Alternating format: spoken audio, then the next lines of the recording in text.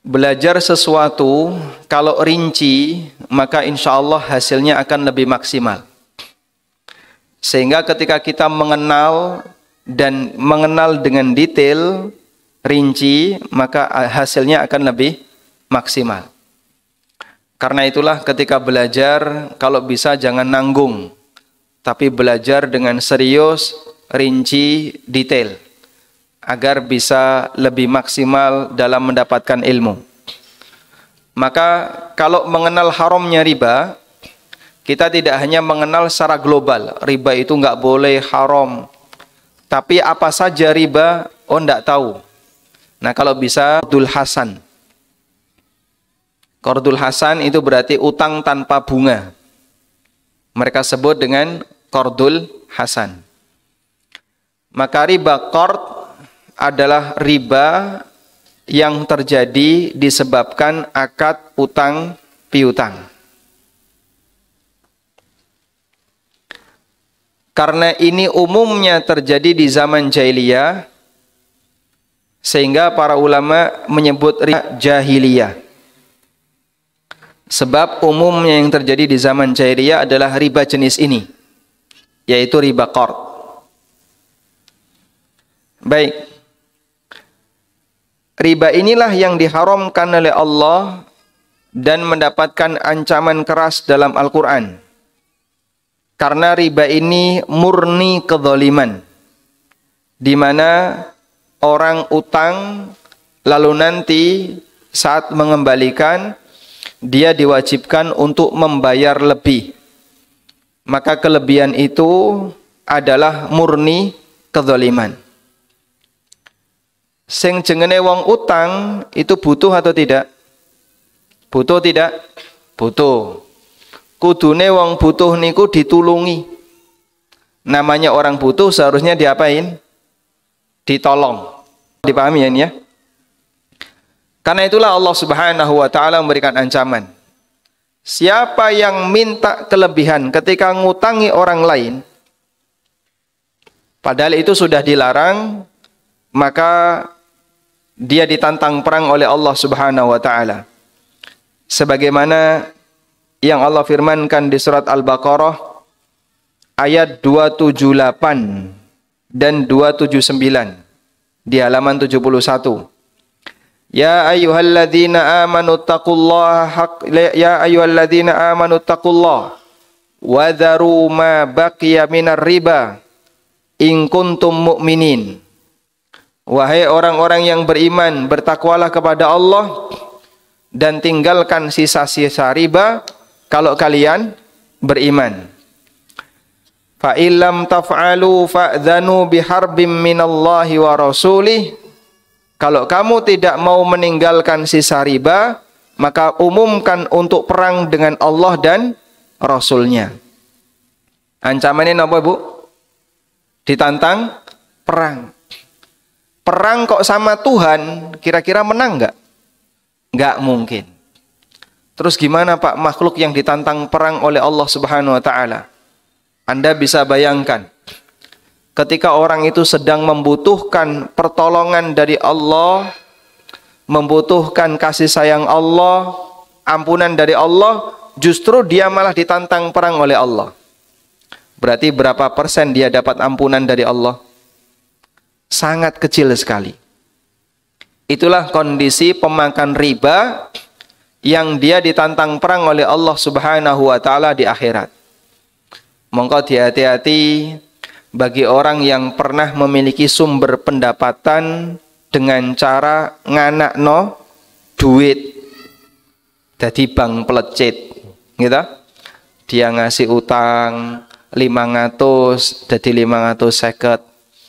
Sak yuto dadi pinten biasane? Sak yuto 100. Nanti kalau 2 juta jadi 2.200.000. Kemudian dia tagih setiap pekan, minta tambahan. Orang ini nek gak tobat, sesuk neng akhirat ditantang perang oleh Allah Subhanahu wa taala. Dan kita bareng-bareng memusuhi mereka. Karena praktek seperti ini dosa besar, tidak boleh dibiarkan, sehingga masyarakat harus disadarkan.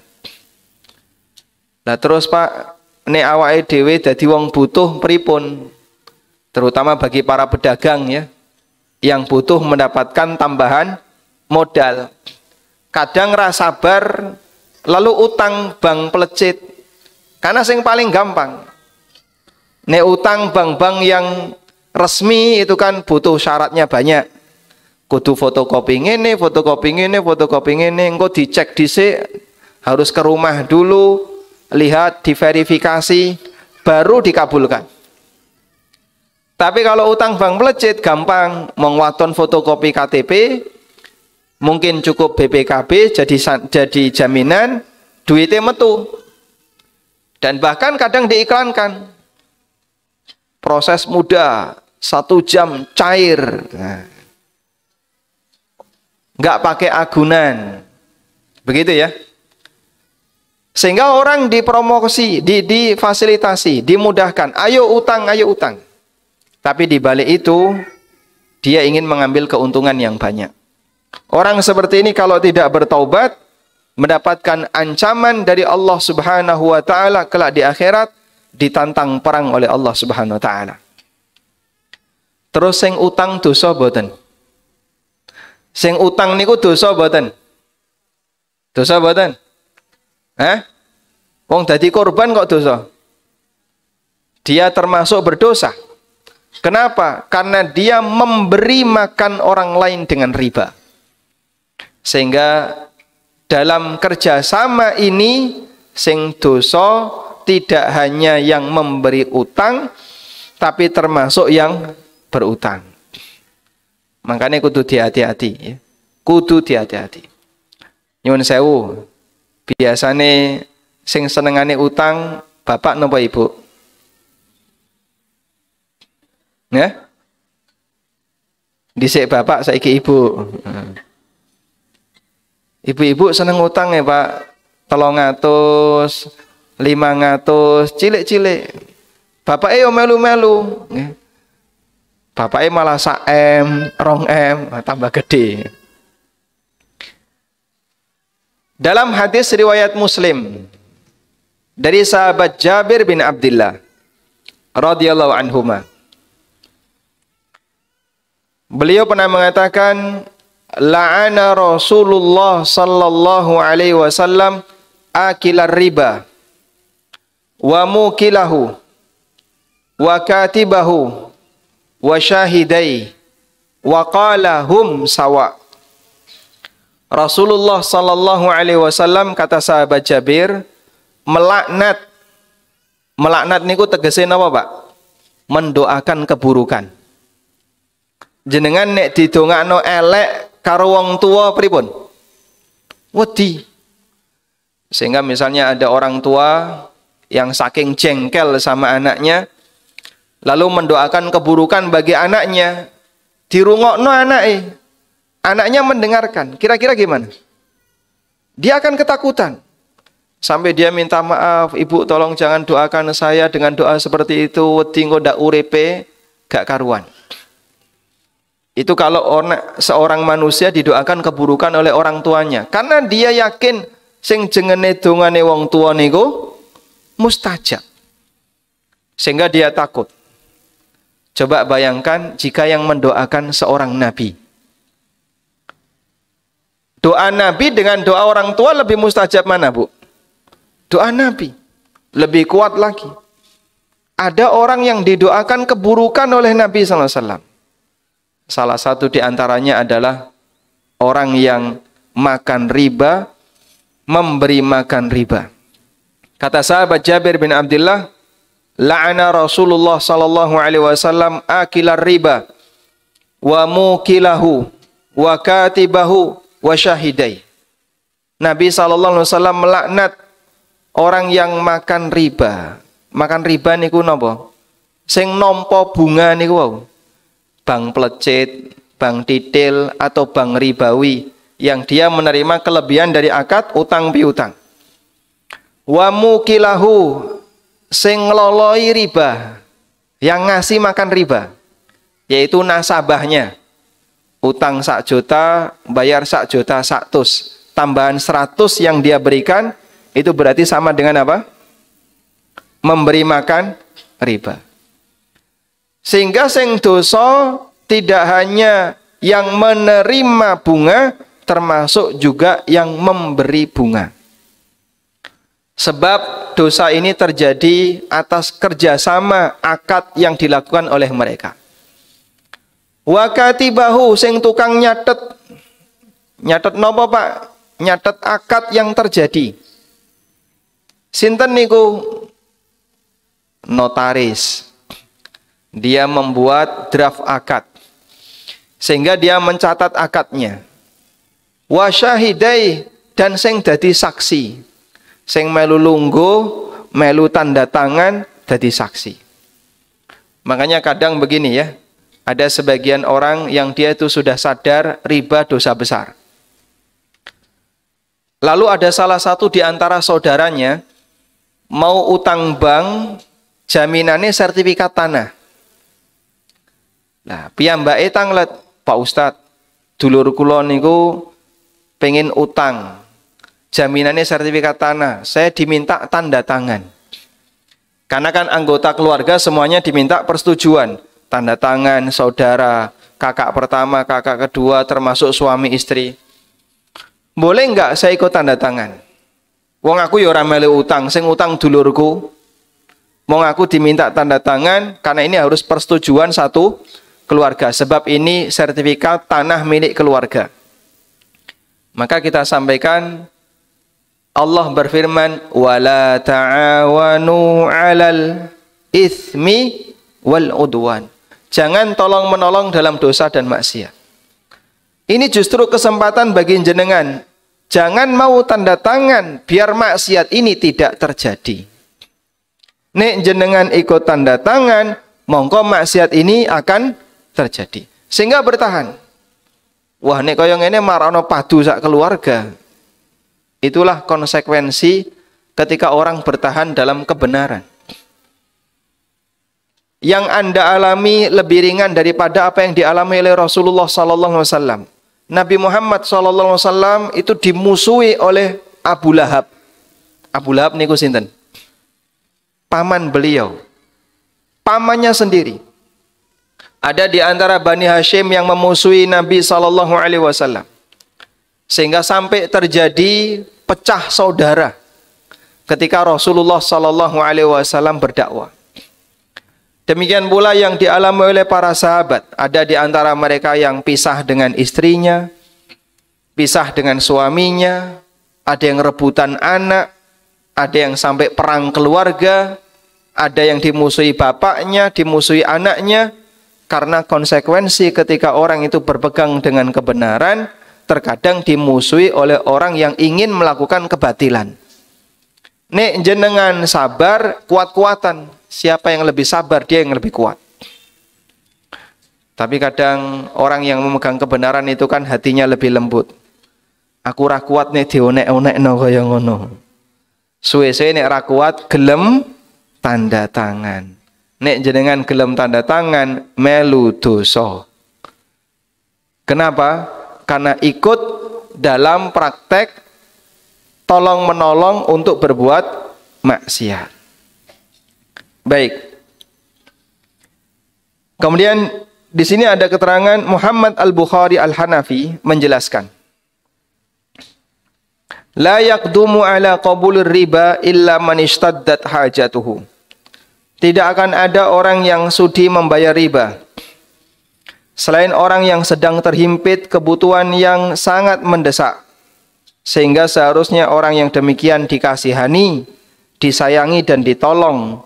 Orang semacam ini berhak untuk menerima sedekah. Kalaupun tidak diberi sedekah, paling tidak dibantu dengan dikasih utang tanpa bunga. Nek jenengan boten saged sedekah, nggih minimal diutangi, rasa njaluk tambah. Begitu ya. Baik. Kemudian jamaah dimuliakan Allah, Nabi SAW juga pernah menegaskan, riba jahiliyah tidak boleh lagi diperlakukan. Riba jahiliyah dihapus dari awal, dan pertama kali dihapus ada riba yang pernah dipraktekkan oleh Abbas bin Abdul Muthalib. Di halaman 72 bagian akhir, Rasulullah sallallahu alaihi wasallam pernah bersabda, "Waribal jahiliyati maudu'un wa awwalu riban adauhu ribal Abbas bin Abdul Muthalib fa innahu maudu'un kulluhu." Riba jahiliyah adalah riba yang maudhu', yang dihapus. Pertama kali yang aku hapus adalah riba pamannya sendiri, Abbas bin Abdul Muthalib. Karena dulu Abbas ini pernah nganakno duit, ngutangi masyarakat yang ada di sekitarnya, lalu beliau minta tambahan. Ketika ada ayat tentang haramnya riba, maka Nabi SAW mengumumkan, yang pertama kali saya hapus adalah riba pamanku, yaitu Abbas bin Abdul Muthalib.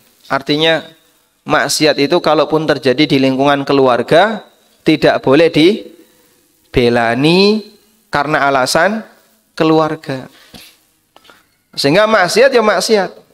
Meskipun saya ngelakoni keluarga, mbok saya ngelakoni anak yang tercinta atau suaminya atau siapapun, yang namanya maksiat adalah maksiat, tidak boleh dibela meskipun pelakunya adalah keluarganya sendiri. Maka Nabi SAW mengatakan bahwasanya riba Abbas bin Abdul Muthalib aku hapus, fa innahu maudu'un kullahu, karena semua riba itu dihapuskan, tidak boleh lagi dipertahankan. Baik, sekarang muncul pertanyaan, kalau sudah terlanjur Pak, di mana kejadiannya itu di masa silam, lagi nek wis ndisik-ndisik pripun? Kan kita sudah utang, sementara utang itu sudah berlalu di masa silam. Baik, kalau sudah terlanjur, maka yang perlu dilakukan adalah tobat nomor 1. Jaluk ngapura kepada Allah Subhanahu wa taala atas kesalahan di masa silam yang pernah dilakukan. Pernah praktek riba, pernah utang bank, atau ngutangi orang minta tambah. Yang kedua, jika posisi kita sebagai orang yang memberi utang, maka kita hanya boleh mendapatkan senilai yang pernah kita utangkan. Saya ulang ya. Dhisik pernah ngutangi, ada bunganya. Lalu sekarang udah tobat. Terus kita berhak untuk nagih enggak? Boleh. Tapi hanya senilai berapa? Senilai yang pernah kita utangkan. Lebih dari itu hukumnya haram. Dulu pernah melakukan itu karena nggak ngerti, karena nggak tahu hukumnya. Sekarang sudah ngerti, sudah ikut kajian tentang masalah riba, maka pada saat nagih hanya boleh nagih senilai yang pernah diutangkan, tidak boleh lebih. Sudah? Jika yang ketiga, jika posisi kita sebagai nasabahnya, sebagai nasabah berarti sebagai orang yang berutang, maka perjuangan yang dilakukan adalah menawar agar tidak membayar bunga. Perjuangannya adalah menawar agar tidak membayar bunga, sehingga mau bayar pokoknya saja. Napa saged Pak dicobi mawon nggih. Nanti minta nyuwun tolong ya, ini bayar pokoknya saja, bunganya nggak usah saya bayar. Nggak bisa Pak, sesuai perjanjian harus membayar bunga. Itu dosa besar. Nanti jenengan ditantang perang oleh Allah kalau tetap minta bunga. Maka wahai bang pelecit, ittaqullah, bertakwalah kepada Allah. Nek dilingno kaya ngono kira-kira ditampa mboten? Hah? Aku lo iku nek salat ning gereja ya, Pak. Oh, berarti salah nih. Salah dalil. Karena kalau dipakai dalil seperti ini kan nggak nyambung, sebab beda agama. Tapi dikasih peringatan ya. Jadi jenengan nawar kasih peringatan, kalau bisa bunganya dinolkan, walhamdulillah. Oke. Nah biasanya praktek di sekitar kita yang seperti ini ada di koperasi simpan pinjam. Nah, menikah harus diwaspadai ya. Simpan pinjam itu boleh atau tidak? Simpan pinjam niku boleh atau tidak? Boleh, asal nilainya sama. Nilai 500, balik 500. Nilai 1 yuta, balik 1 yuta. Kalau seperti itu silahkan. Tapi kalau pinjam 500, nanti balik jadi 550, ini dosa besar. Dan kalau jenengan sudah terlanjur pinjam di koperasi, maka nanti silahkan menawar ke pihak koperasi, saya mau lunasi, tapi dengan syarat pokoknya saja bunganya tidak bayar. Baik. Selanjutnya, apakah diperbolehkan bagi kita ketika bayar utang dikasih kelebihan? Apakah boleh nalikane bayar utang ngasih kelebihan? Di buku ini ada ya. Di buku ada riba ini. Di buku ada apa dengan riba? Itu ada. Tapi saya sampaikan di awal meskipun pembahasan itu ada di belakang. Jawabannya dibolehkan dengan 3 syarat. Boleh dengan 3 syarat.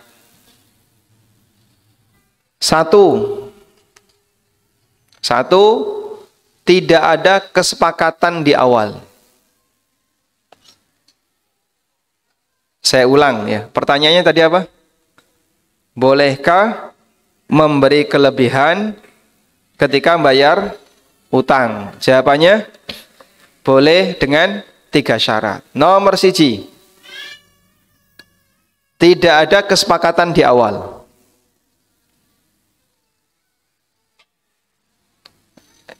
Yang kedua, bukan atas permintaan dari pihak yang memberi utang.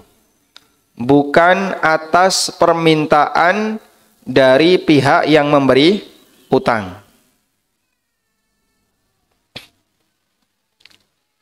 Sudah? Kalau tidak ada kesepakatan di awal, tapi pihak yang memberi utang minta, ya. Misalnya jenengan utang 1 juta, terus baleno 1 juta, sing ngutangi tanya, mosok kok ya rano tambahane to Mas? Mbok saithik-ithik seikhlasnya aja ndak apa-apa. Nah, ketika dia minta meskipun dengan kalimat seikhlasnya, berarti ini masuk kategori riba. Kok jenengan bayar? Oh nggih, nek ngono niki kula paringi 50, kula ikhlas. Ini riba yang ikhlas. Nah. Riba itu kalau ikhlas boleh atau tidak? Tidak boleh. Yang ketiga, tidak ada tradisi di masyarakat bahwa siapa yang bayar utang harus ngasih kelebihan. Tidak ada tradisi di masyarakat bahwa siapa yang bayar utang harus ngasih kelebihan. Kalau ada tradisi di masyarakat, hukumnya riba, meskipun tidak ada kesepakatan. Contoh, okay? Ada anggota RT yang baru. lalu ikut rapat RT. Kemudian di situ ada simpan pinjam RT. Piyambai melu utang 500, dikasihlah utang 500 selama 1 bulan. Nyicil, di bulan yang terakhir lunas. Ya. Pinten jenengan nglunasi? Oh niki totale gang 100, kula mendet gang 100 tak balekno gang 100. Dikasih tahu sama temennya, nek utang ya ngerti dewe. Maksudnya gimana, Pak? Ya namanya orang bayar utang ya ngerti dewe. Sing jenenge budaya utang itu seperti apa? Kowe kudu ngerti. Itu berarti tidak ada kesepakatan. Kemudian Pak RT juga nggak minta. Tapi dia beralasan dengan tradisi. Mas biasane ning kene iki nek bayar utang biasane nggih kula kandhani biasane ya nambahi. Sampeyan ya kudu ngerti dhewe. Akhirnya dia nambahi. Oh nggih, niki kula tambahi 50. 50.000 yang dia serahkan ini namanya riba ngerti dhewe. Apa hukumnya? Hah? Podo ngerti ini itu haram ya. Berarti podo ngerti ini itu haram. Ini tradisi yang menyebabkan kelebihan itu jadi haram. Dulu ada seorang sahabat yang bernama Abdullah bin Salam. Abdullah bin Salam niki sahabat yang dulu mantan Yahudi. Mantan pendeta Yahudi. Setelah wafatnya Nabi SAW, para sahabat itu kan nyebar ke berbagai kota. Para sahabat itu nyebar ke berbagai kota. Abdullah bin Salam tinggal di sebuah kota, di mana dalam kota itu ada kebiasaan, siapa yang bayar utang harus membawa sekeranjang hadiah. Boh isine buah, nopo isine kurma atau yang lain. Pokoknya bawa hadiah. Suatu hari datang Abu Burdah. Datang Abu Burdah. Abu Burdah ini ulama tabi'in. Lalu ketemu Abdullah bin Salam. Kemudian Abdullah bin Salam mengatakan kepada Abu Burdah, nanti ke rumah saya ya, saya kasih tahu sesuatu. Akhirnya datanglah Abu Burdah ke rumahnya Abdullah bin Salam. Sesampainya di rumah Abdullah bin Salam, kata Abdullah kepada Abu Burdah, saya kasih nasihat. Innaka fi ardin ar-riba fihi fashin. Kamu sekarang berada di sebuah daerah di mana praktek riba itu tersebar di mana-mana. Masya Allah, itu sudah ada di zaman sahabat Abdullah bin Salam. Wa inna min abwabir riba, dan termasuk di antara pintu riba yang ada di sini, ada orang yang ngutangi orang lain. Faidha halal ajal, ketika batas waktunya sudah habis, orang ini membayar utangnya wa bisallatin fi hadiyah, dan dikasih tambahan sekeranjang hadiah. Fattakitil kasallah wa ma fiha. Kamu harus hati-hati. Hadiah itu kamu tidak boleh mengambilnya dan tidak boleh mengambil keranjang itu. Masya Allah. Sehingga sampai seperti itu kehati-hatian para sahabat. Termasuk juga manfaat utang berupa jasa dan layanan. Itu juga nggak boleh diterima. Dalam sebuah hadis dari sahabat Anas bin Malik. Dalam hadis dari sahabat Anas bin Malik. Beliau pernah menyampaikan, idza aqrada ahaduhu qardon. Kalau si A ngutangi sampean. Kalau si A ngutangi jenengan. Sudah? Lalu suatu ketika orang yang diberi utang itu menawarkan, summa hamalahu 'ala dabbah, menawarkan tunggangan atau menawarkan bantuan atau memberikan hadiah. Fala yaqbalha wala yarkabha. Jangan diterima hadiahnya dan jangan diterima tawaran layanannya. Karena itu termasuk bagian dari riba. Contoh ya, jenengan ngutangi tukang ojek atau tukang becak. Diutangi 500. Ketemu neng pasar. Monggo Bapak Ibu kula terne muleh pun gratis boten napa-napa. Pangapunten kula dereng saged mbayar utang. Ini kata Anas bin Malik tidak boleh diterima. Kalau jenengan terima, alhamdulillah entuk boncengan gratis. Ini layanan riba, tidak boleh diterima. Contoh kehati-hatian para sahabat di masa silam. Sekarang ada kasus ya. Ada kasus. Ada seorang istri utang suaminya. Mas kula utang piro 5 yuta. Bungane piro? Pakai bunga enggak?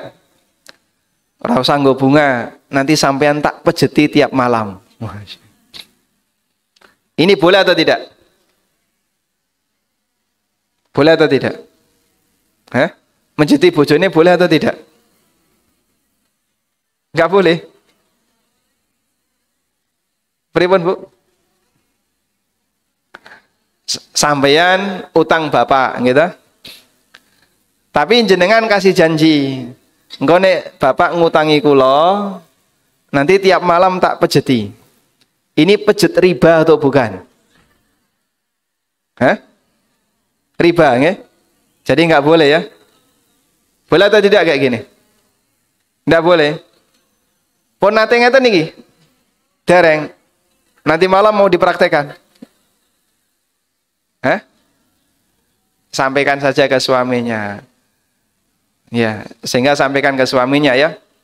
Wis to Pak, ra usah diutangi dikekno wae 5 yuta. Alhamdulillah. Sehingga nanti pejetnya pejet gratis. Bukan termasuk riba. Karena bagian dari jasa yang diberikan disebabkan karena utang itu masuk sebagai bentuk tambahan yang tidak diperbolehkan oleh para sahabat di masa silam. Sebab mereka memahami itu termasuk riba. Kados ngeten niki cukup banyak di sekitar kita. Ada orang kaya ngasih utang ke tetangganya yang nggak mampu. Lalu tetangganya ini jadi sering bantu. Sehingga ketika orang ini butuh tertentu, tonggone teko ngewangi.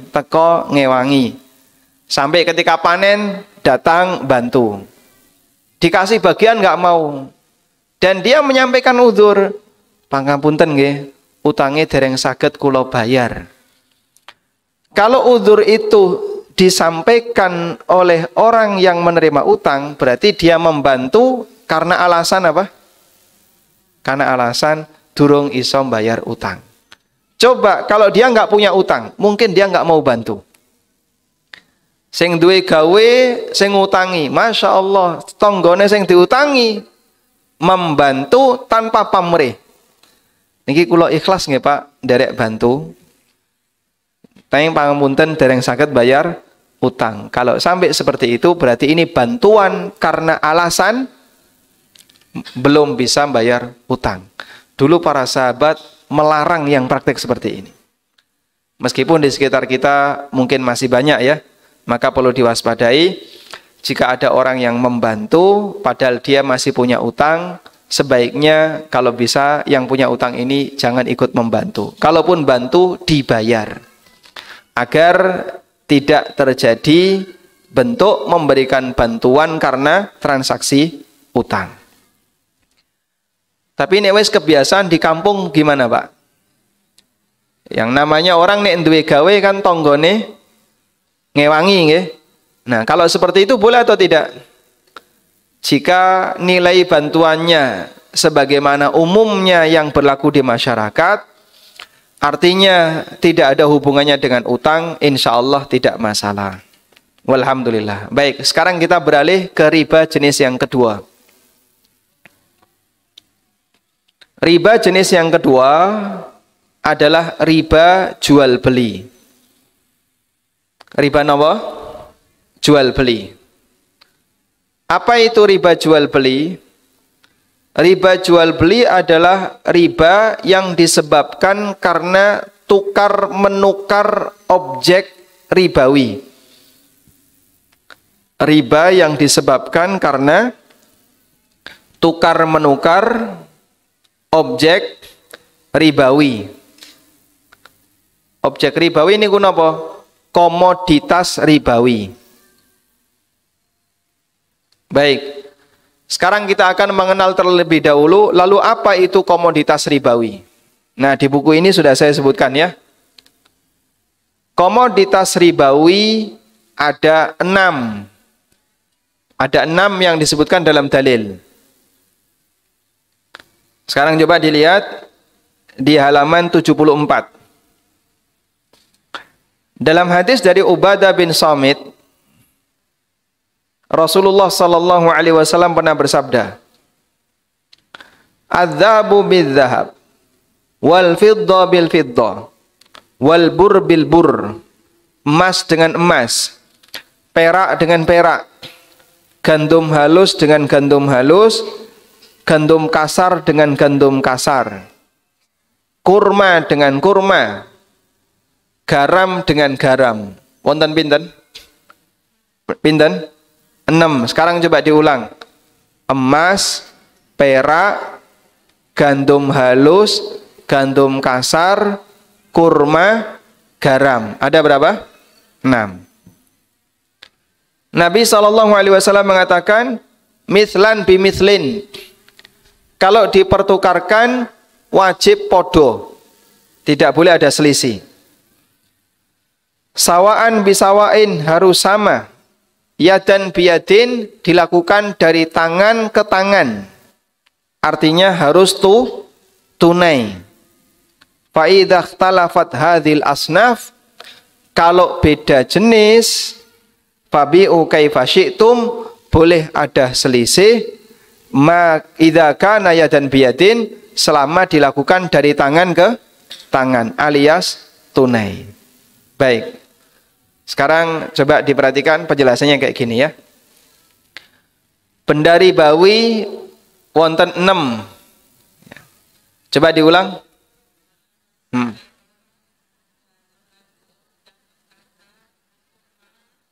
Baik. Emas, perak sampai garam ya.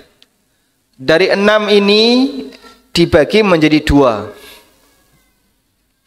Benda ribawi ada 6 dibagi menjadi 2. Benda ribawi kelas 1, benda ribawi kelas 2. Dibagi jadi 2, kelas 1 dan kelas 2. Yang kelas 1 emas dan perak. Yang kelas 1 emas dan perak.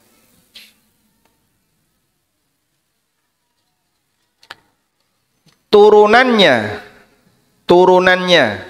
adalah semua mata uang yang berlaku di masyarakat. Turunannya adalah semua mata uang yang berlaku di masyarakat. Sudah di sini dipahami insyaallah? Baik. Yang kelas 2. Gandum halus, gandum kasar, kurma, dan garam. Turunannya adalah semua bahan makanan pokok yang bisa disimpan. Turunannya adalah semua bahan makanan pokok yang bisa disimpan. Contohnya apa? Beras, tepung, gula, dan seluruh turunannya. Termasuk minyak goreng. Ini semuanya adalah turunan benda ribawi jenis yang kelas yang keberapa? Yang kedua. Baik. Sampun? Sekarang aturannya.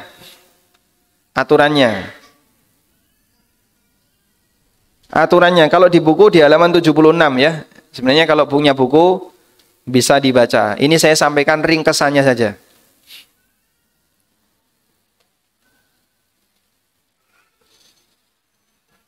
Niku buku siji nggih wong loro. Napa le tumbas urunan. Mboten napa-napa nggih. Yang penting pokoknya dibaca. Loh dulu kan seperti itu nggih. Santri niku buku siji nggih wong telu, tukune urunan ya. Sehingga saat belajar niku gantian. Enggak apa-apa ya. Yang penting pokoknya dipelajari. Sekarang aturannya. Aturannya. Jika ditukar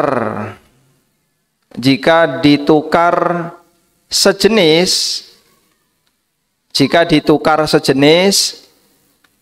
maka wajib tunai dan sama kuantitas. Jika ditukar sejenis, maka wajib tunai dan sama apa? Kuantitas.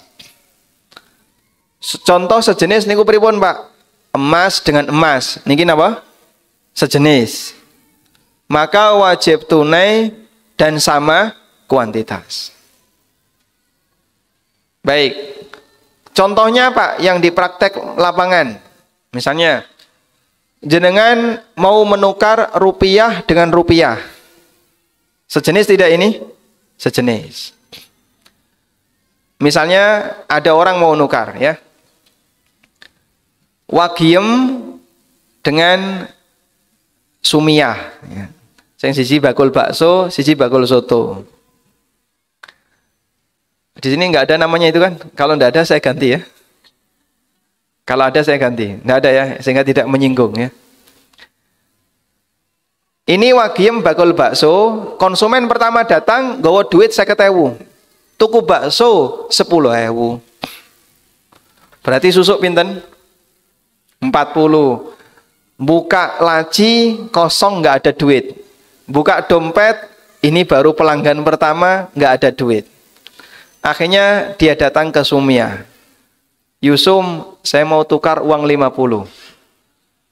Yusum baru punya 20. Iki onone mong 40. Nek 50 ra duwe. Oh, gak apa-apa.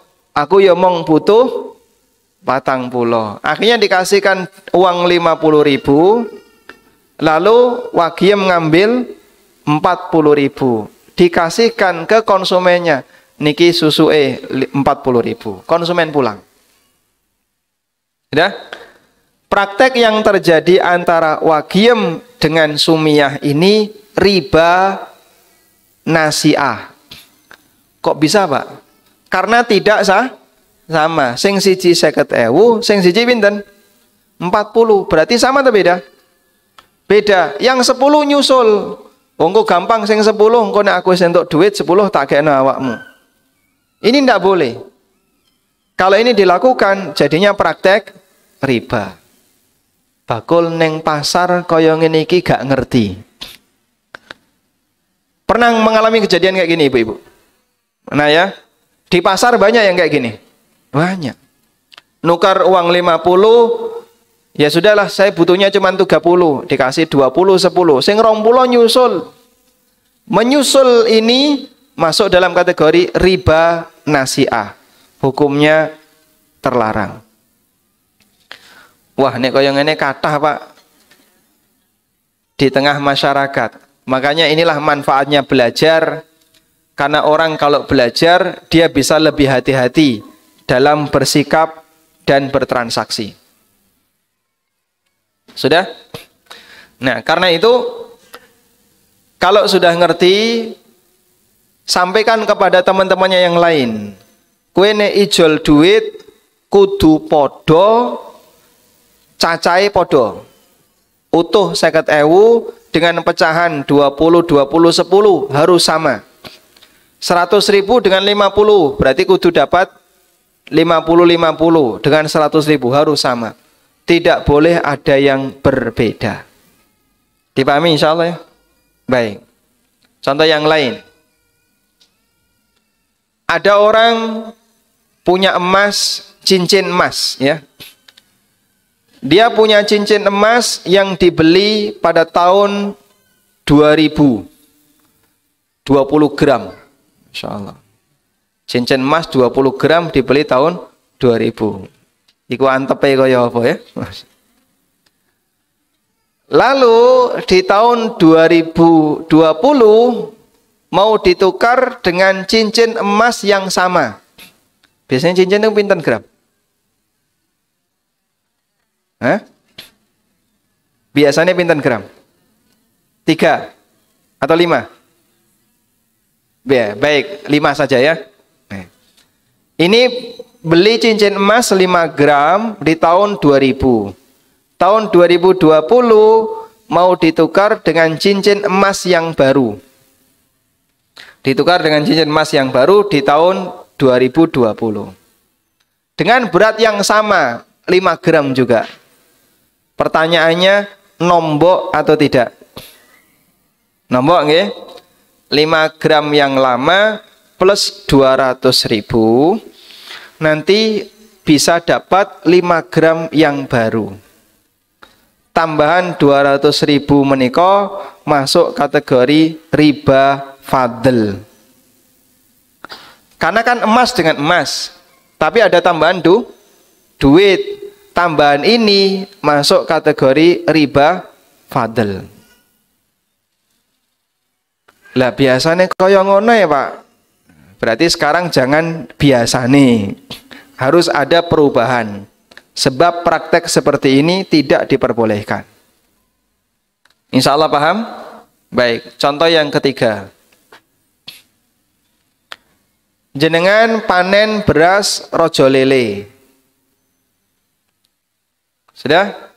Setelah panen digiling, arep dipangan isin. Kok bisa beras apik kok dipangan? Biasanya nek wong Jawa sing apik diapakno? Didol. Karena dia merasa ini beras yang bagus, mau dimakan eman.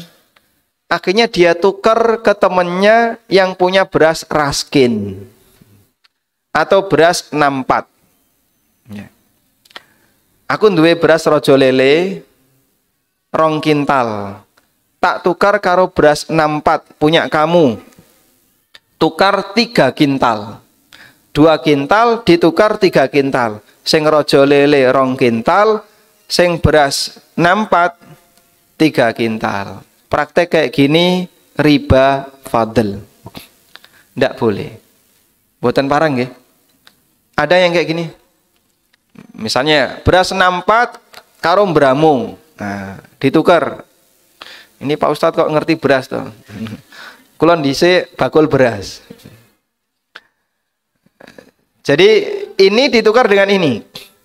Ketika ada selisih karena beda kualitas, itu masuk dalam kategori riba fadl. Hukumnya tidak boleh.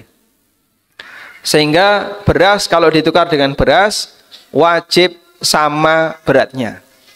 Nek jenengan kemarin nukar beras 64, nanti ditukar dengan beras Bramo atau beras yang lain harus sama. Ini 2 kintal, ini 2 kintal. Tidak boleh ada yang beda. Nah sekarang ada kasus. Gabah dijualnya beras itu boleh atau tidak? Ada petani panen. Lalu dia nggawa gabah diantarkan ke gilingan ya. Dia panen bawa gabah diantarkan ke penggilingan. Nggawa gabah 2 kintal.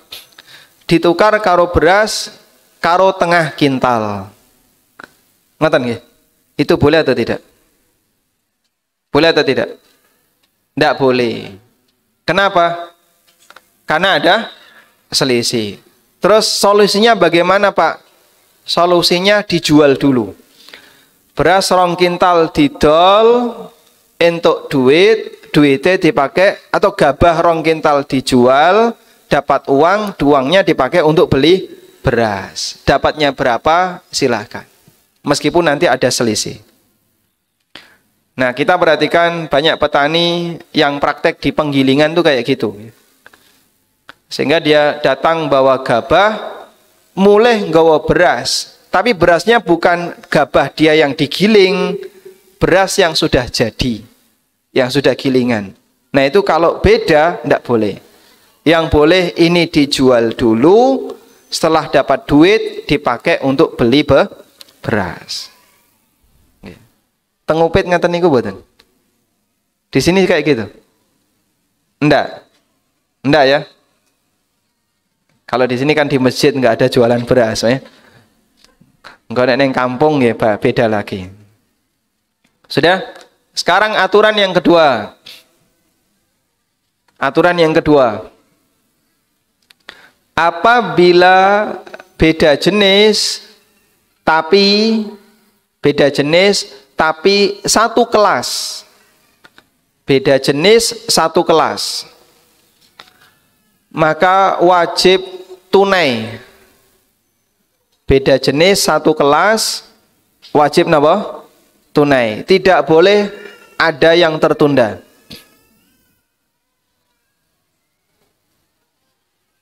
Contohnya napa, Pak? Emas dengan perak itu beda jenis satu kelas. Kalau dipertukarkan, nukar emas dengan perak, wajib tunai. Meskipun boleh ada selisih. Misalnya emas 1 gram, ditukar dengan perak 100 gram. Monggo, silahkan. Boleh. Contoh yang lain. Uang dengan emas, itu satu kelas. Uang dengan emas, niku napa? Satu kelas. Maka kalau dipertukarkan wajib tunai. Karena wajib tunai, maka tidak boleh beli emas secara kredit. Ngredit emas niku riba nasi'ah. Kenapa kok riba?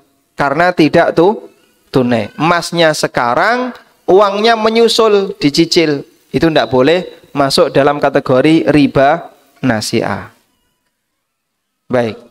Pernah seperti ini? Ada kayak gini di lapangan? Jual beli emas kredit? Banyak ya. Sehingga ini tidak boleh, karena ini kalau dilakukan masuk riba nasi'ah. Sudah? Contoh yang lain pripun, Pak? Jual beli emas online niku nggih boten pareng. Jenengan melihat di online, lalu beli emas. Sudah transfer uangnya. Nanti emas dikirim. Nah, emas dikirim ini kan berarti tidak tunai antara uang dengan emas. Ketika itu terjadi, maka ini termasuk di antara bentuk riba nasi'ah. Masya Allah, Pak, apa-apa kok ya ora entuk. Nah, iki ra oleh kira. Ini masalahnya kita sedang menyebutkan daftar kesalahan yang terjadi di masyarakat. Sehingga yang kita bahas adalah praktek riba di kalangan masyarakat. Nah, ini kita petani nggal siji satu demi satu, biar nanti orang itu paham. Nah, kalau paham, agar dia punya semangat untuk meninggalkan. Baik, berarti kalau beli emas caranya gimana? Ono duit, ono emas dalam satu tempat, tidak boleh tertunda. Sehingga kalau orang itu beli emas, wajib tunai. Dodolan emas juga harus dibayar secara tunai. Nek sing tuku orang jauh bagaimana? Yang beli di Jakarta, yang jual di Klaten. Bagaimana solusinya agar bisa terjadi jual beli emas jarak jauh? Di YouTube ANB Channel itu ada salah satu penjual emas mini gold, ya. Beliau sering bertanya tentang masalah ini. Karena beliau jualannya ada di daerah A, pembelinya dari Jakarta, dari Surabaya, dari mana-mana. Dan tidak mungkin hanya untuk beli emas 0,1 gram teko ke kotanya itu biayanya lebih mahal. Emasnya harganya cuma 100.000, 200.000. Terus solusinya bagaimana? Solusinya adalah ada wakil. Ada apa? Wakil. Jadi kalau yang jualan emas di Klaten, yang beli dari Jakarta, maka orang Jakarta ini menghubungi wakil yang ada di Klaten. Misalnya koncone atau keluargane atau temannya yang jual emas. Sudah? Lalu dia transfer ke wakil. Aku tulung untuk ono emas 5 kilo sing bakul ning Klaten. Iki duitnya tak transfer. Ya. Transfer ke si A ini. Nah, si A ini sebagai wakil. Nanti si A datang ke toko emas terus bertransaksi dari tangan ke tangan. Ini emas, ini uang dibayar. Sudah? Setelah diterima oleh wakil, selanjutnya wakil mengirim ke Jakarta. Nah, ini solusinya sehingga tetap bisa jualan emas jarak jauh. Walhamdulillah. Aturan yang ketiga. Pohon pinten niku? 2 ya? 2. Sekarang yang ketiga. Apabila ditukar beda kelas,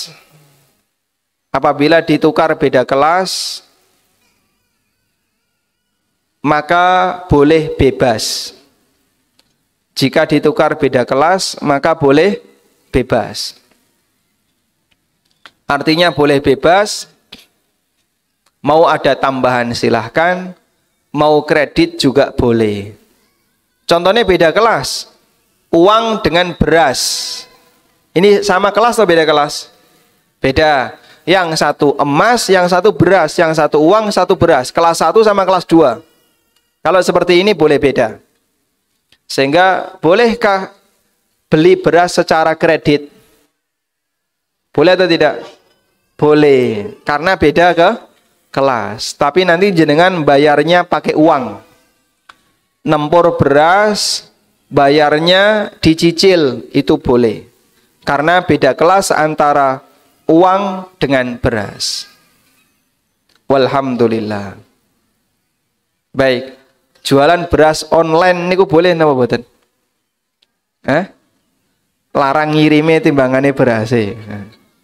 Ang berase mau 10 kilo, ongkire 30 kiloan ya. Ya meskipun kalau terjadi boleh. Sebab antara emas dengan beras itu boleh beda, tidak harus dari tangan ke tangan. Wallahu a'lam. Pun nggih jam 12. Jenengan nggih pun ngantuk kados. Maka kajian kita hentikan karena jamaahnya sudah pingin pulang. Sampun Ustaz. Masya Allah. Ini masih ada tambahan pertanyaan. Walhamdulillahirrabbilalamin. Sekarang kita akan bacakan beberapa pertanyaan dari jamaah.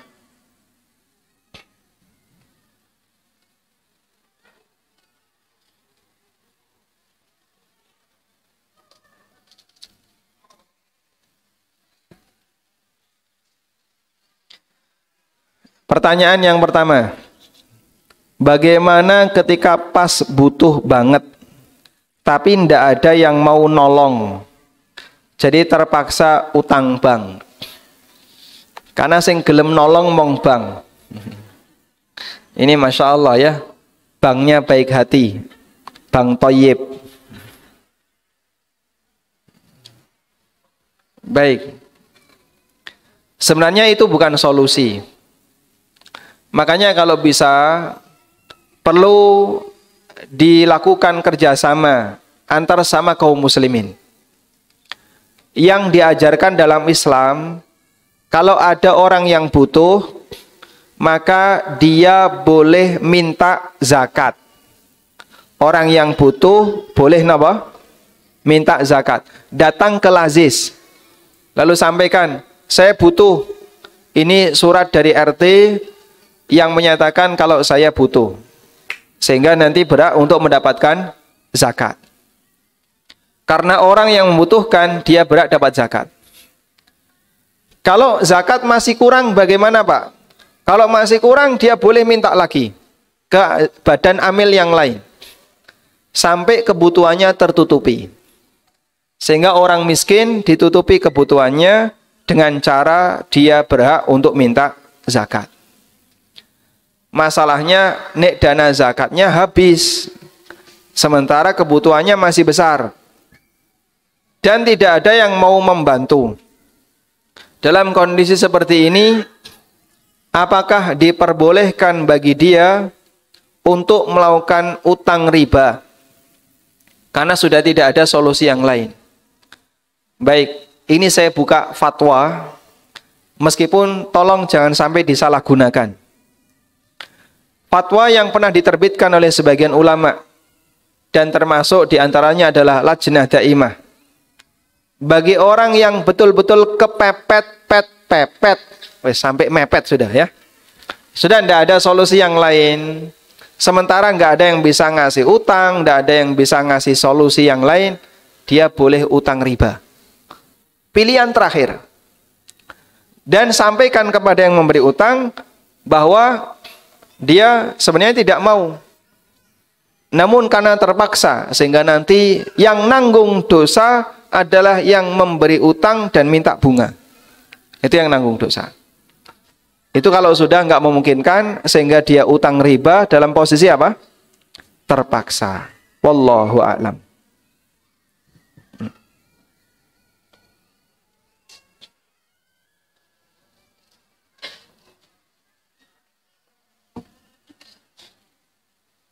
Masya Allah. Ini dikirimi sakmene akeh ya.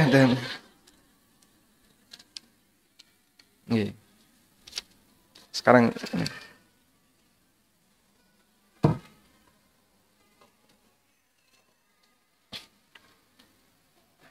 Assalamualaikum. Waalaikumsalam. Saya dulu bekerja di koperasi dan ayah bekerja di koperasi. Alhamdulillah sekarang saya dan bapak sudah meninggalkan hal tersebut.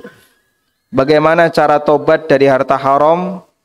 Karena bapak sudah hampir 20 tahun bekerja di koperasi tersebut.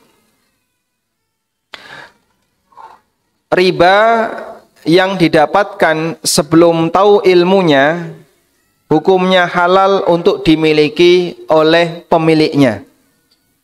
Riba yang didapatkan sebelum tahu ilmunya, hukumnya halal untuk dimiliki oleh pemiliknya. Dalilnya adalah firman Allah Subhanahu wa taala. Allah Subhanahu wa taala berfirman, "Faman ja'ahu mau'izatun min rabbih fantaha, falahu ma salafa wa amruhu ila Allah." Barang siapa yang sudah mendapatkan keterangan dari Rabb-nya, sudah tahu ilmunya, fantaha, lalu dia berhenti, leren. Falahu ma salafa, maka dia punya hak untuk memiliki harta riba di masa silam yang dulu dia dapatkan sebelum tahu ilmunya. Sehingga orang yang mendapatkan harta haram lalu dia tobat, maka harta yang dia dapatkan dulu sebelum tahu tidak wajib untuk dikeluarkan semua. Dipahami ya? Sehingga kalau dulu Bapak dan Anda bekerja di koperasi simpan pinjam, lalu dari situ jenengan punya bunga, kemudian jenengan sekarang tobat, maka tidak ada kewajiban untuk menguras seluruh harta. Apalagi memiskinkan diri dengan cara mengeluarkan harta. Zaman dulu sahabat itu pernah jualan khomer. Sejak kapan? Sejak zaman jahiliyah. Lalu ketika Islam datang, apakah khomer langsung diharamkan? Tidak. Bertahap. Sampai akhirnya khomer diharamkan. Dan ketika khomer diharamkan, Nabi SAW hanya meminta, buang semua khomer yang kalian simpan. Sementara hasil uang yang didapatkan di masa silam oleh Rasulullah SAW, beliau tidak perintahkan untuk dikeluarkan. Karena ini didapatkan sebelum ada ayat yang mengharamkan khamar. Maka berlaku bagi masyarakat di zaman sekarang, orang yang tidak mengetahui ilmunya, lalu dia melakukan praktek yang haram, terus dapat duit, begitu tahu ilmu, dia tidak punya kewajiban untuk mengeluarkan hartanya.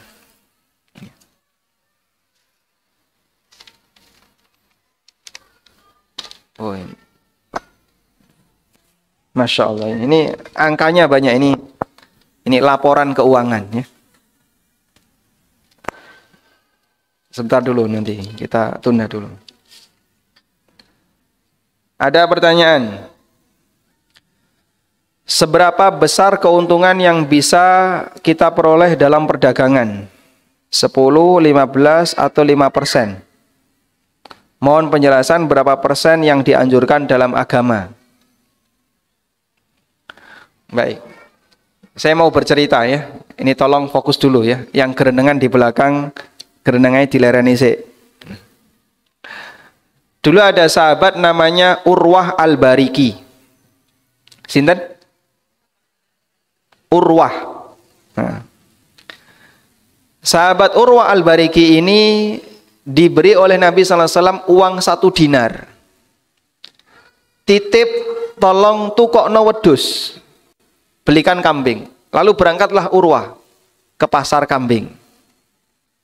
Sudah? Sampai di sana dengan uang 1 dinar, Urwah bisa membeli 2 ekor kambing. Terus dibawa sama Urwah. Di perjalanan ada orang yang pingin beli salah satu. Akhirnya dijual oleh Urwah 1 ekor dengan harga 1 dinar. 1 dinar niku pinten, Pak? Sekarang kurang lebih 4 juta. 1 dinar sekarang kurang lebih 4 juta.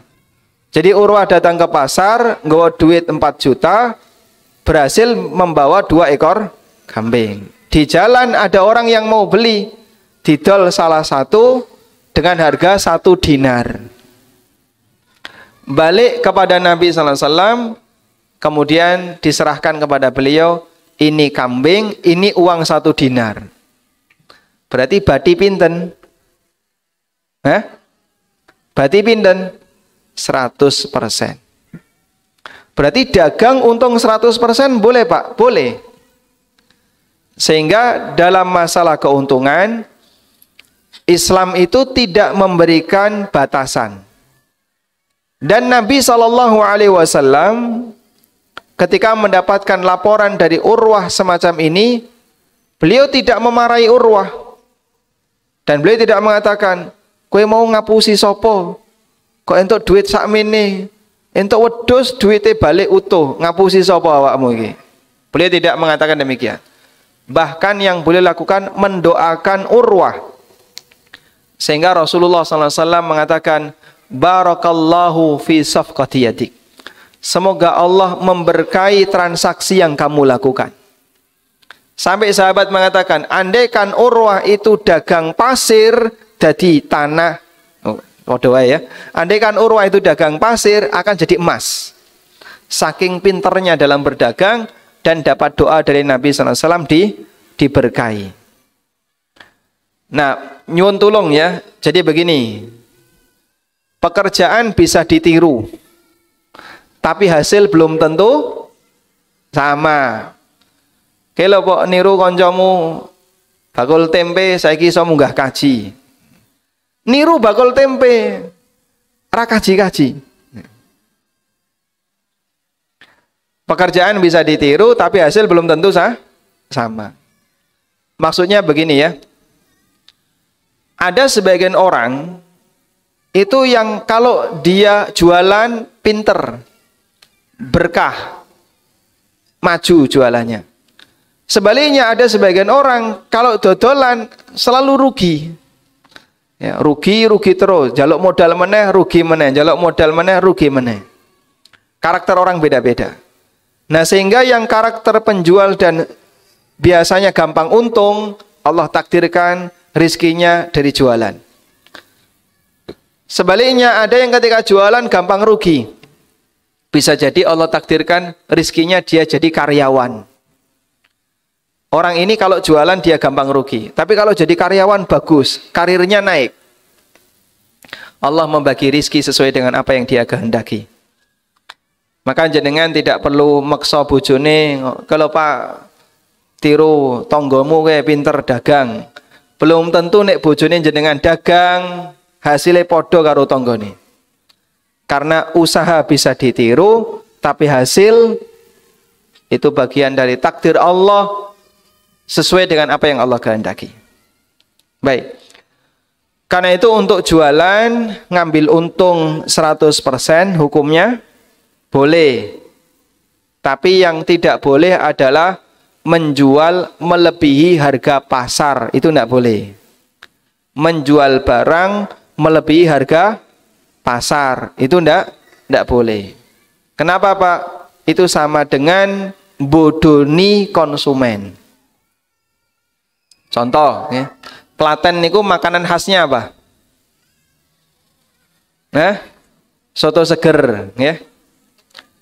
Ada orang jualan soto, lalu datang mobil plat B Jakarta, orang ngerti rego, beli soto 2 mangkok, selesai makan tanya, pinten 50.000. Soto 2 mangkok kok 50.000. Ini menjual di atas harga pasar. Ceritanya ngeten nggih. Ada orang main ke alun-alun Jogja. Beli wedang ronde 2 mangkok. Disuruh bayar 100.000. Sak mangkok 50.000. Kenapa? Sing tuku plate B. Wong Jakarta gak ngerti rego, dipentung. Harga mentung ini namanya menjual barang di atas harga pasar, hukumnya dilarang, dolim. Tapi kalau Anda menjual sesuai harga pasar, untungnya 100%, nggak apa-apa, boleh. Wallahu a'lam.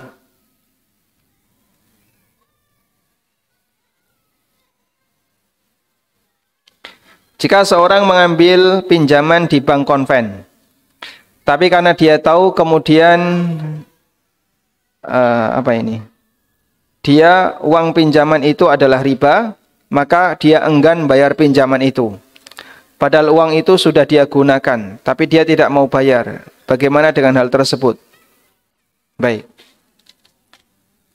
Kalau utangnya tetap wajib dibayar. Utang 10 juta. Bunganya 2 juta. Yang wajib dibayar yang mana? Pinten? Wis do ngantuk ya kayaknya. Mboten sah suwe-suwe niki. Utang 10 juta. Bunganya 2 juta. Yang wajib dibayar yang mana? Yang 2 juta enggak boleh dibayar. Sehingga kalau beliau bayar pokok, insya Allah sudah terbebas dari tagihan di akhirat. Tapi ini gak gelem bayar sama sekali, nanti yang memberi utang berak nagih di akhirat.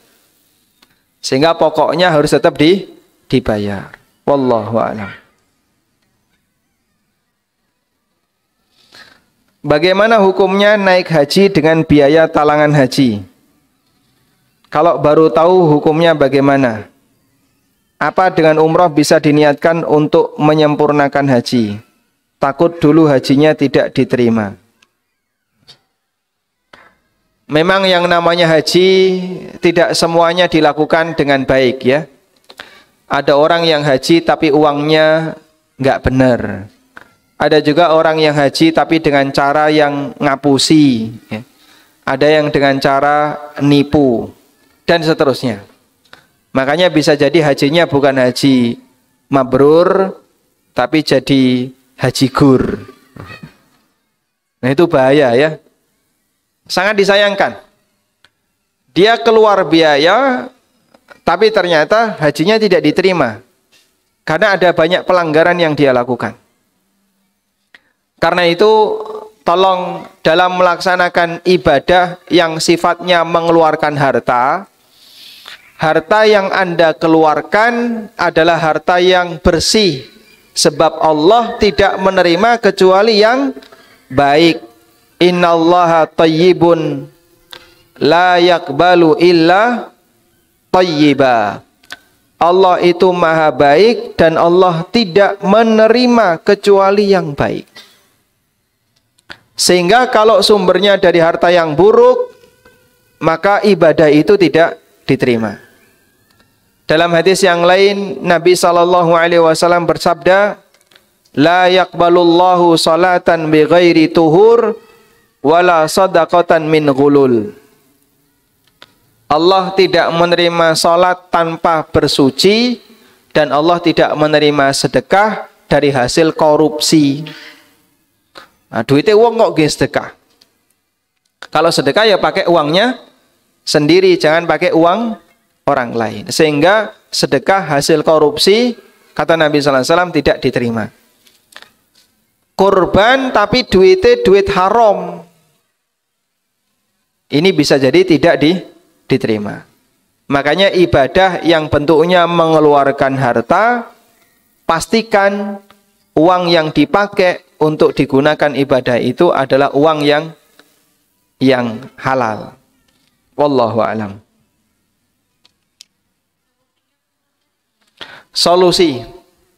Solusinya kalau sudah terlanjur dulu ya, itu terjadi di masa silam. Ya, solusinya berangkat lagi. Nek duwe duit ya. Karena kan itu kejadian di masa silam ya. Arab dibaleni nggih pripun, berarti berangkat lagi. Kalau ndak ada dana bagaimana? Apalagi sekarang haji daerah Jawa Tengah pinten tahun?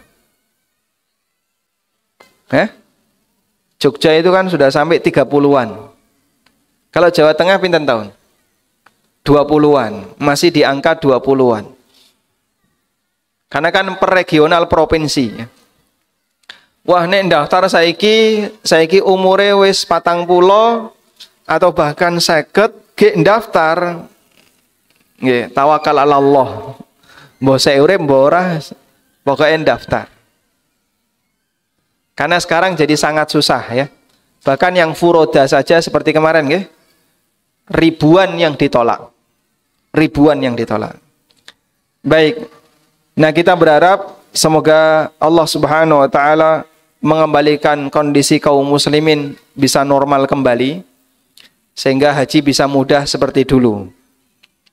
Cuman yang sudah pernah haji dengan cara talangan sebelum tahu ya, karena dulu tidak ngerti, semoga Allah memberikan ampunan dan berdoalah agar pahala ibadah yang kita kerjakan diterima oleh Allah Subhanahu wa taala.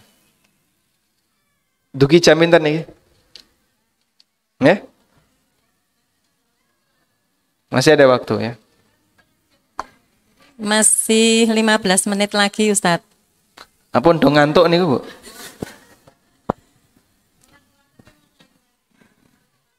Bisa tanya langsung, Ustadz. Nggih, monggo, pripun? Bismillahirrahmanirrahim. Ibu-ibu di warga setempat itu mengadakan arisan maupun simpan pinjam. Kemudian tabungan yang dipinjamkan itu kepada anggota itu dipersilahkan dengan memberikan infak seikhlasnya seperti itu, apa dibolehkan. Kemudian hasilnya nanti dibelikan untuk kepentingan warga. Apa termasuk riba atau bukan? Baik. Jadi tambahan apapun yang dipersyaratkan di saat transaksi utang piutang itu masuk kategori riba. Tambahan apapun yang disyaratkan dalam transaksi utang hukumnya riba. Baik pakai nominal maupun seikhlasnya. Sebab seikhlasnya itu kan angkanya ya. Seberapapun monggo, yang penting seikhlasnya. Tapi minta tambahan, nah itu tidak boleh. Namun kalau sifatnya hanya pemberitahuan, seperti yang tadi saya sampaikan ya, jenengan kalau utang lalu bayar utang, ngasih kelebihan itu boleh, silahkan. Kami tidak minta dan kami juga tidak membuat kesepakatan seperti itu dan di sini tidak ada tradisi seperti itu. Kalau 3 ini terpenuhi, lalu atas inisiatif pribadi dari orang yang berutang ngasih tambahan, silahkan diterima. Boleh. Sehingga sifatnya hanya informasi. Boleh, monggo ngasih tambahan. Nanti uang tambahan itu dikumpulkan akan digunakan untuk kegiatan sosial atau fasilitas bersama, monggo. Sebenarnya kalau itu fasilitas bersama, pakai dana wakaf boleh. Misalnya RT butuh sound system, mikrofon wireless nih Kang, yang bisa dibawa kemana-mana. Monggo jenengan bagi para jamaah yang mau ikut wakaf, harganya 1.500.000. Ngono sing wakaf 100, wakaf 200 ditompo. Jadilah benda itu insya Allah yang turut nyumbang dapat pahala selama ini dipakai. Sebab benda yang dipakai untuk kemaslahatan bersama itu boleh melalui perwujudan dana wakaf, dan itu solusi yang kita berikan. Sehingga nggak perlu pakai simpan pinjam, nggak perlu apa, pakai wakaf saja, biar nanti orangnya dapat pahala.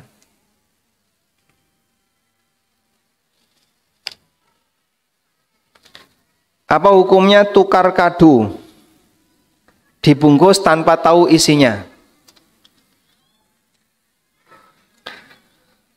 Tukar kado kalau nilainya besar nggak boleh, karena nanti jadinya gharar besar.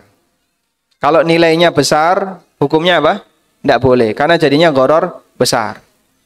Misalnya tukar kado nilai minimal 100.000, maksimal bebas.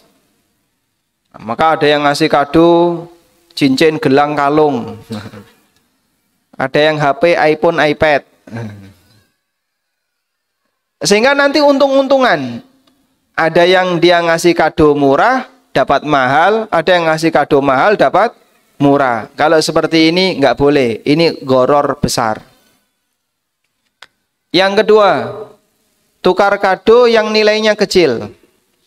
Misalnya kado 5.000-an, terserah bebas. Sehingga semua isinya harganya sama 5.000. Lalu nanti dibawa ke sekolah saling ditukar. Insya Allah tidak masalah, karena ini gharar yang kecil, dan gharar kecil diperbolehkan. Wallahu a'lam.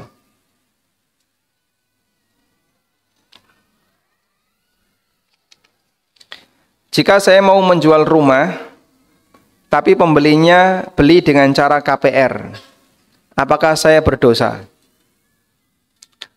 Biasanya kalau dia KPR bank, maka pemilik rumah akan diundang ke bank, lalu diajak ikut tanda tangan dalam transaksi. Kalau ini yang terjadi dan jenengan ikut tanda tangan, maka berarti masuk ta'awun dalam dosa dan maksiat, dan jenengan jadi saksi. Ini waliyadzubillah kena laknat Rasulullah sallallahu alaihi wasallam. Jangan sampai dilakukan. Ya? Tapi kalau yang dilakukan yang kedua, begini ya. Pokoknya saya nggak mau berurusan dengan bank. Sampean mau cari duit dari mana terserah, yang penting saya dapat uang tunai dari jenengan, dari konsumen. Nah, masalah konsumen mau cari duit dari mana terserah konsumen. Insya Allah diperbolehkan. Meskipun dia utang bank, berarti penjualnya tidak berurusan dengan utang bank yang dilakukan oleh konsumen. Wallahu a'lam.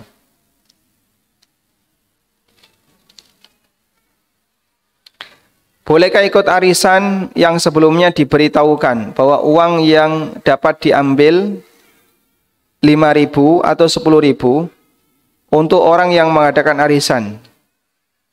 Jadi uang yang didapat tidak penuh. Maksudnya gimana ini?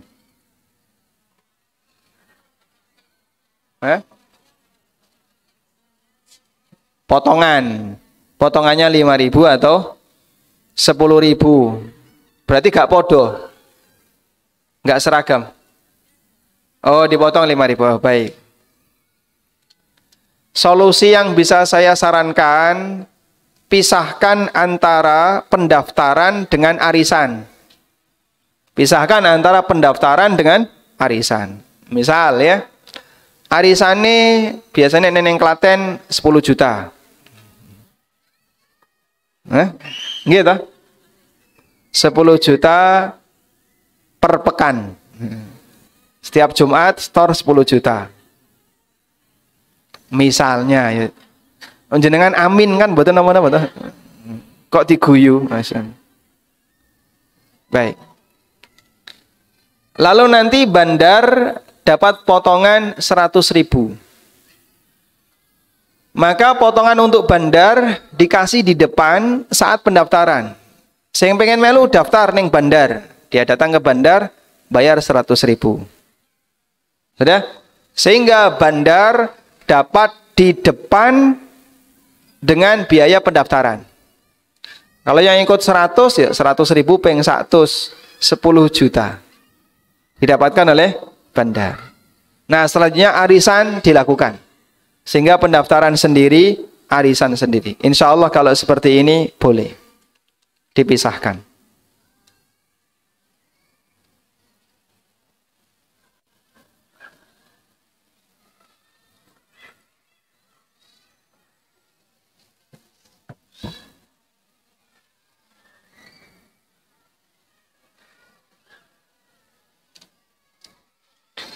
Misalkan utang di bank syariah terdapat denda. Denda tersebut dimasukkan ke lazis. Apakah denda tersebut termasuk riba? Saya pernah mempelajari bagian ini. Jadi ada sebuah buku ya, judulnya Ma'ayir Syariah. Itu juklak untuk perbankan syariah internasional yang diterbitkan di Bahrain. Jadi buku ini menyebutkan tentang keterlambatan yang terjadi pada nasabah. Kapan boleh diberi denda? Ada rincian. Jika nasabah terlambat bayar karena tidak mampu, maka tidak boleh ada denda. Tapi kalau nasabah telat bayar padahal dia mampu, berarti dia dolim. Dan kalau dia dolim, boleh dihukum. Hukumannya itu dengan cara diberi denda. Nah, denda ini turunan dalam mazhab Malikiyah, itu ada istilah al-ilzam bit tabarru'. Kewajiban untuk melakukan kegiatan sosial bagi orang yang melanggar. Karena dia melanggar, maka dia harus melakukan kegiatan sosial dengan cara bayar denda.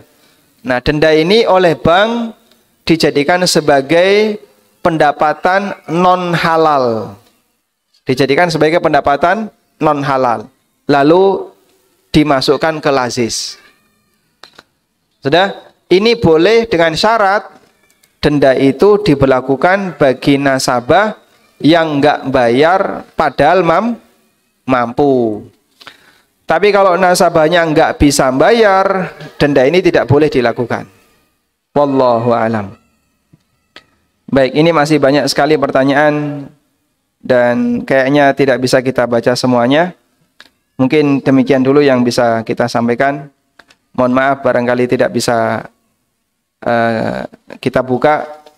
Insya Allah semoga di lain waktu nanti ini bisa disimpan dalam panitia ya. Nanti boleh diantarkan lagi. Demikian wassallallahu ala nabiyyina Muhammadin wa ala alihi wa sahbihi wasallam. Wa akhiru da'wana anil hamdulillahi rabbil alamin. Wassalamualaikum warahmatullahi wabarakatuh.